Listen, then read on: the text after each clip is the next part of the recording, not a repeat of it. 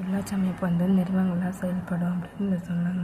இந்த குடியரசு அமைப்பினை அடிப்படையாளர்கள்னா வாக்காளர்கள் பதிவு செய்யப்படல உரிய வயதுடையராக வயதுடைய கொண்ட கிராம சபைகள் பகுதி குழுக்கள் எல்லாம் இருக்கணும் அப்படின்னாங்க. நெக்ஸ்ட் நேரடி தேர்தல் மூலம் அனைத்து இடங்கள் நிரப்பப்படணும் அப்படின்னு சொல்லியிருப்பாங்க. அடுத்து பஞ்சாயத்து தலைவர்களுக்கான இடங்களில் பட்டியல் இனத்தவர்கள் மற்றும் பழங்குடியினர் ஆகியோருக்கான மக்கள் தொகை விகிதாச்சார அடிப்படையில் இடஒதுக்கீடு அளிக்கப்படணும் அப்படின்னு இதில் சொல்லியிருப்பாங்க. பெண்களுக்கு 1/3 இடஒதுக்கீடு வழங்கப்பட்டுச்சு.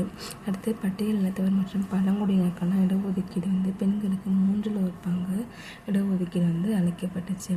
எல்லா அளவு நிலையிலையுமே தலைவர்கள் பதவிக்கு 3/4 இடம் ஒதுக்கப்பட்டாங்க.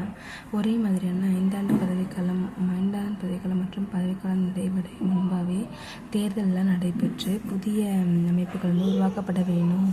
ஆட்சிக்கு அழைக்கப்படாமல் 6 மாதத்துக்கு ஒரு தடவை தேர்தல் நடத்தணும் அப்படின்னு இதில் சொல்லியிருப்பாங்க. இதில் முக்கியமான குழுக்கள்லாம் சொன்னா பல்வந்தராய மேத்தா குழு 1957, 3 அடுக்கு பஞ்சாயத்து அமைப்பு, கிராம ஊராட்சி நேரடி தேர்தல் நடத்தணும் அப்படின்னு சொல்லியிருப்பாங்க. வட்டார அளவில் பஞ்சாயத்து சமிதி, மாவட்ட அளவில் ஜில்லா பரிஷத்து அது மறைமுக தேர்தல் நடத்தணும் அப்படின்னு இந்த பல்வந்தராய மேத்தா குழு சொல்லியிருப்பாங்க. 1957. நெக்ஸ்ட்டு அசோக் மேத்தா குழு 1977 78 2 அடுக்கு முறை அரசியல் கட்சிகள் அனைத்து நிலை தேர்தலிலும் பங்கு பெறணும் அப்படின்னு இதில் சொல்லியிருப்பாங்க. நெக்ஸ்ட் ஜி.வி.கே. ராவ் குழு 1985 திட்டக்குழுவால் நியமிக்கப்படுறதுனால வேறற்ற பொருட்கள் அப்படின்னு சொல்லி இந்த ஜி.கே. ராவ் குழுவில் சொல்லியிருப்பாங்க. அடுத்து பார்த்திங்கன்னா எல்.எம். சிங்வி குழு 1986 23 முடியும் 24வது அரசமைப்பு திருத்த சட்டங்கள் 1992 அப்படின்னு இவர் தான் இந்த குழுக்கள் அவங்களோட இதை சொல்லியிருப்பாங்க, அவங்களோட பரிந்துரைகளை சொல்லியிருப்பாங்க. அடுத்தது 1994 பஞ்சாயத்து ராஜ் சட்டத்தோட சிறப்பம்சங்கள்.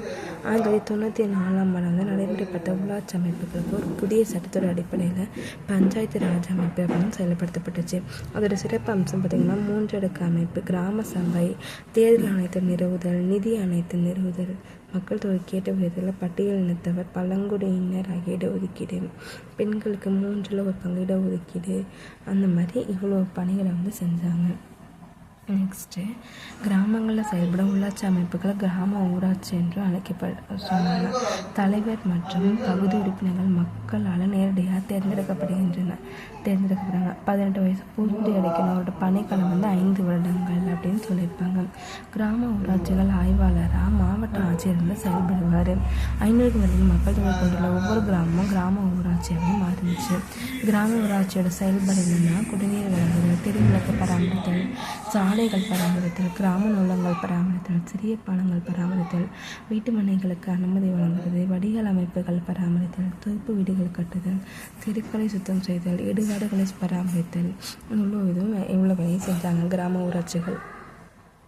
நெக்ஸ்ட்டு விருப்ப பணிகள். 1994 நடைமுறைக்கு உள்ளாட்சி அமைப்பு சட்டம் உள்ளாட்சி அமைப்புக்கு நடைமுறைப்படுத்தினாங்க.